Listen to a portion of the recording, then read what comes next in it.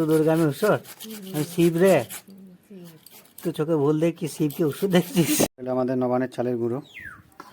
এটা কি রে? সকলকে তো আজকে একটা স্পেশাল দিন এই কারণেই বলছি, আজ আমাদের নবান।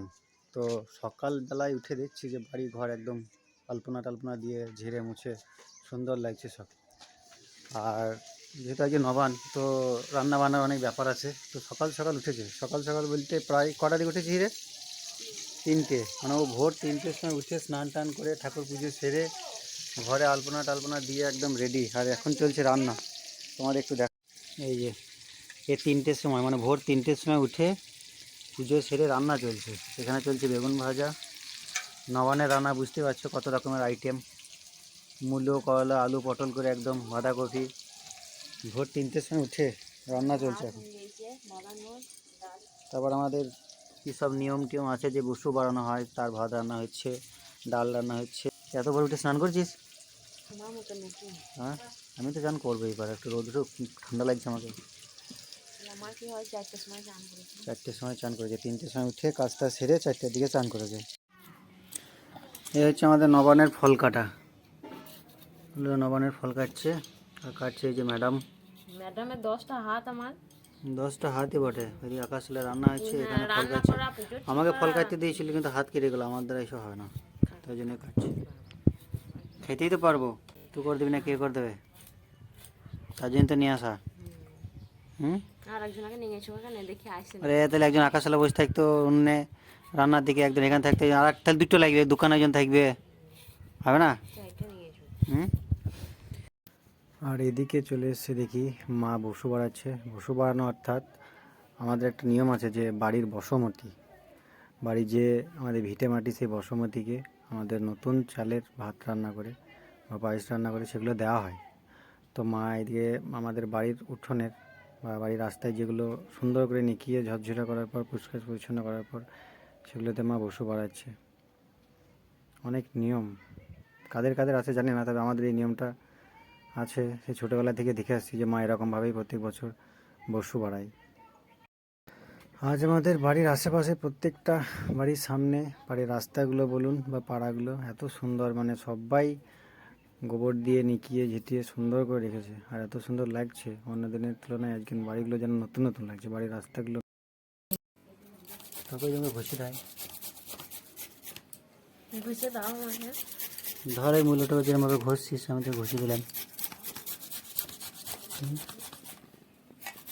বিরাট এক্সপার্ট কাজে। হাত বার করেছি যে দুর্গার কাছে নিয়েছে, আবার নেবো কটা?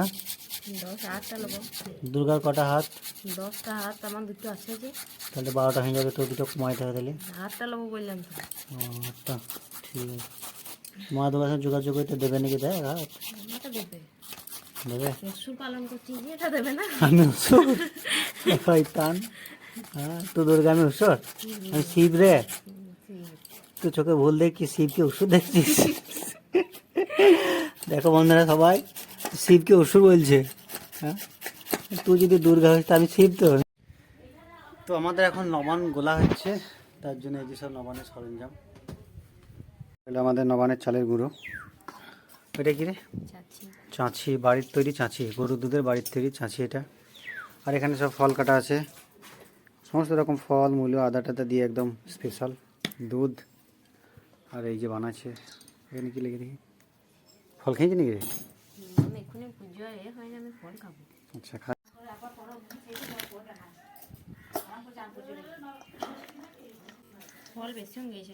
ফল বেশি হলে তো ভালো লাগবে খেতে। ফাইনালি নবান খেতে বসে গেলাম। এদিকে আছে খুশি, বাবা বসে বসে খাচ্ছে, ডান দিকে ভাই আর মা আমাদেরকে সব খাবারগুলো বেড়ে বেড়ে দিচ্ছে। মা বসে পরে খাবে, তার জন্য না, মা একটু পরেই খাই। ছাগলকেও